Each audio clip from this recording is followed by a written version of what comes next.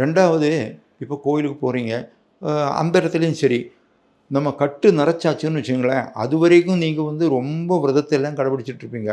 கட்டு நரைச்சு நீங்கள் யாத்திரை புறப்பட்டாச்சுன்னா விரதம் இல்ல. ஏன்னா நீங்கள் போகிறது ட்ரெயின் அல்லது பஸ்ஸு. போகும்போது அதை நீங்கள் கடைப்பிடிக்க முடியாது தான். பம்பைக்கு போகிறீங்க, பம்பையில் வந்து பம்பை ஆற்றில் குளித்து தர்ப்பணம் பண்ணிட்டு போகணும்னு இருக்கு. பண்ண முடியுமானா அதை பண்ணிட்டு தான் போகணும். அதில் பம்பையில் போய் தர்ப்பணம் பண்ணி இதுன்ட்டு அங்கேருந்து நடையா போய் நீங்கள் வந்து தரிசனம் பண்ணிவிட்டு வீட்டுக்கு வரலாம். வந்து இல்லை கோயிலுக்கு வரலாம். வந்து கழட்டி இது பண்ண வேண்டும்.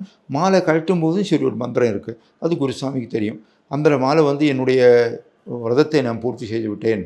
அதனால் நான் வந்து உங்கள்கிட்ட அனுமதி கேட்டு நான் இந்த மாலையை கழட்ட சொல்லுகிறேன் என்று சொல்லி அது வந்து குருசாமி கழட்டி கொடுப்பாங்க.